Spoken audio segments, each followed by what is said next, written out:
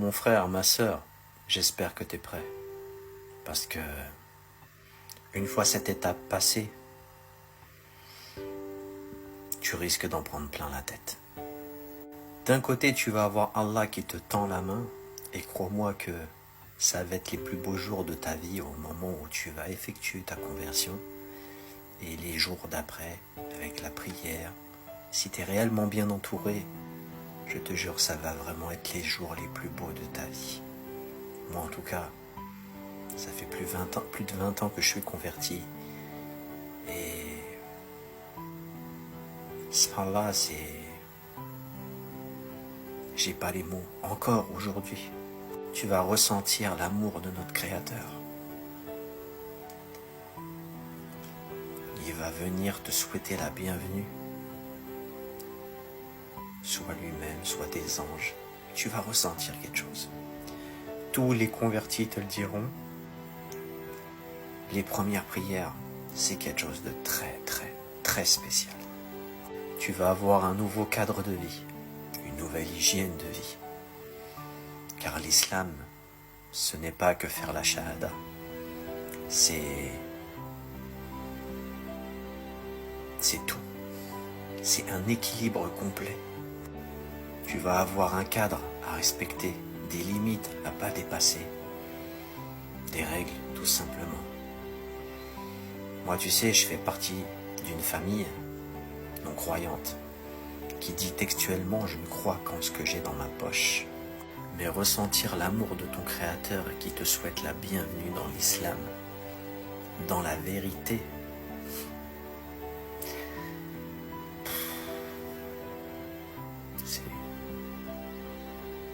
il n'y a pas de mots.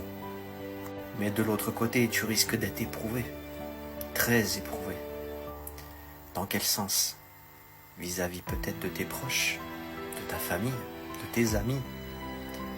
Mais sois fort et garde le cap. Garde le cap. Lâche rien. N'oublie pas que tu as été choisi. Lâche rien.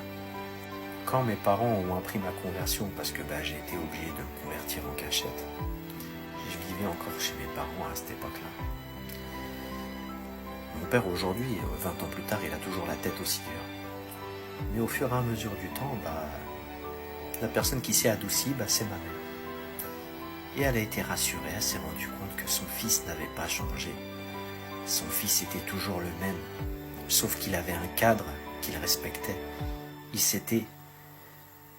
JP s'appelle Mehdi, Jean-Philippe s'appelle Mehdi, mais maintenant il a un cadre et il a des limites qui s'est fixé. Arrête la bédave, arrête la cigarette, arrête l'alcool. Tout ça du jour au lendemain. Bien avant la conversion. Bien avant la conversion, il y a des choses qui ont fait que, voilà. Tout ce que j'ai fait avant, ce qui est bien en plus, c'est que au moment de ta conversion, c'est une renaissance. Ton livre est blanc. Un nouveau livre s'ouvre. À toi de l'écrire après. Et surtout ne pas dépasser les limites. Toujours dans le respect. Toujours dans la bienveillance. Jamais d'insultes. Même si c'est compliqué. Je vais pas te mentir dans ce dénia. Moi qui suis quelqu'un d'assez sanguin, je le suis beaucoup moins maintenant. La religion, l'islam m'a adouci. Car avant j'étais plus que sanguin. Ça m'a vraiment adouci. Comme je te le disais il y a quelques minutes, ça va te permettre aussi de faire le tri au niveau des amis. Et peut-être que tu vas être obligé de t'éloigner de ta famille. Mais comme je te le disais, garde le cap. Garde le cap. Et les gens qui t'aiment vraiment reviendront, quoi qu'il arrive. S'ils t'aiment du plus profond de leur cœur, ils vont se rendre compte que la personne qu'ils ont en face d'eux, elle n'a pas changé. Elle s'est juste mis une hygiène de vie parfaite. C'est aussi simple que ça, bien sûr, si tu la respectes.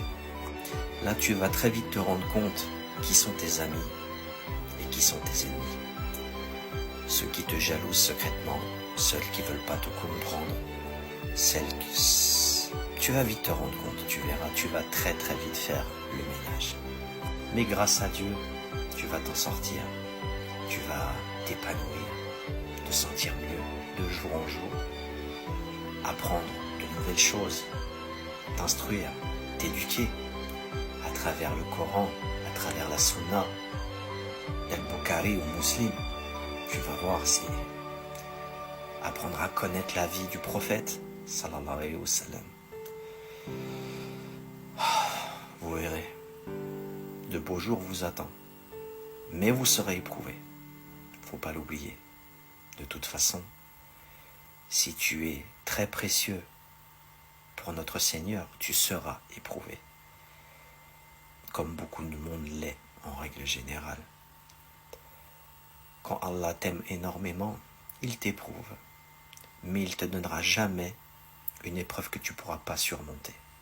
Ne l'oublie jamais. Et puis bien sûr, même si tes proches, genre parents, sont complètement dans l'incompréhension et ne veulent rien savoir, reste dans la politesse, reste dans l'amour. Moi personnellement, pour éviter de me faire du mal, je me suis éloigné.